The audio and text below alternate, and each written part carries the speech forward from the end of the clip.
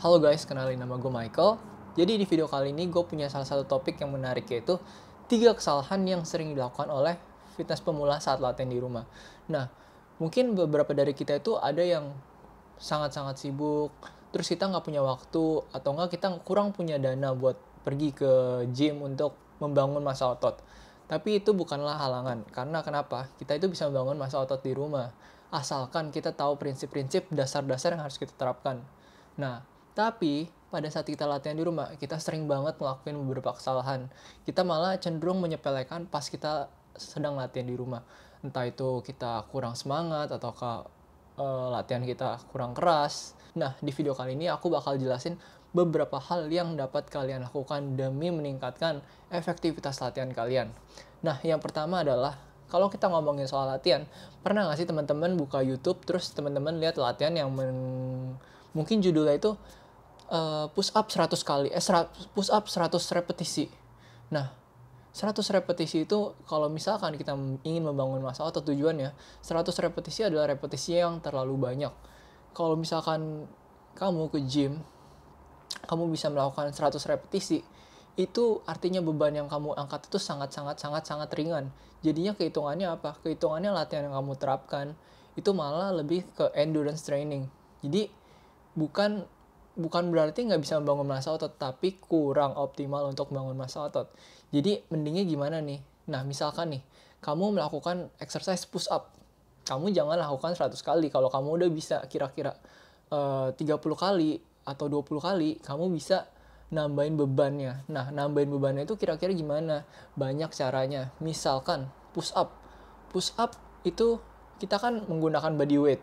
Nah, untuk menambahkan beban di badan kita, mungkin kita bisa merencanakannya dengan menggunakan tas. Nah, tas yang ada sletingnya itu kita masukin entah itu buku, baju, atau apapun, dimana akan memberikan beban tambahan. Nah, beban tambahan itu nantinya bakal memberikan stimulasi tambahan pada saat kita ngangkat beban. Nah, dari yang tadi kita mengeksekusi push up mungkin membutuhkan waktu membutuhkan repetisi sekitar 100 repetisi. Dengan kita menerapkan penambahan beban dengan tas dan buku itu, kita bisa melakukan repetisi mungkin dengan intensitas tinggi mungkin sekitar 20 atau 15 repetisi sebelum kita go to failure. Ya, mendekati lah. Untuk yang ini aku bakal bahas di video selanjutnya. Nah, yang kedua itu adalah intensitas kita.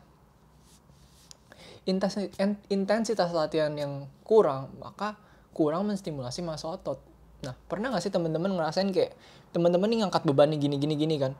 Teman-teman cuman ngikutin jumlah repetisinya doang, misalkan 10 repetisi. Pas 10 repetisi udah selesai gitu aja. Nah, itu sebenarnya tergantung kemampuan masing-masing orang. Misalkan dengan beban 2 kilo.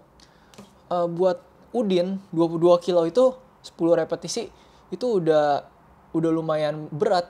Tapi buat Tono misalkan nih, mungkin dia punya aktivitas fisik yang lebih berat, jadi dia udah membangun massa otot yang cukup lah dengan aktivitas fisik dia tanpa harus angkat beban.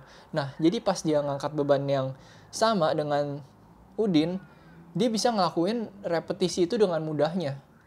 Nah, untuk kondisi kayak dia, maka dia perlu yang namanya melakukan tambahan repetisi. Nah, misalkan dia melakukan 10-20 repetisi.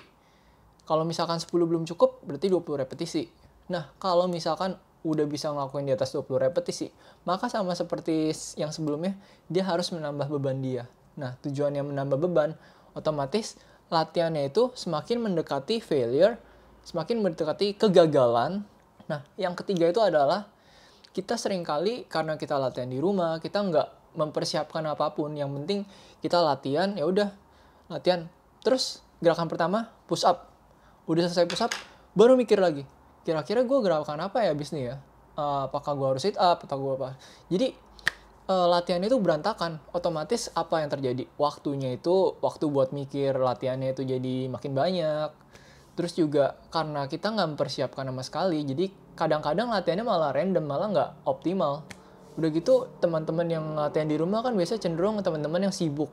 Nah, otomatis teman-teman udah ngabisin waktu, malah latihannya kurang optimal, kan sayang banget kan.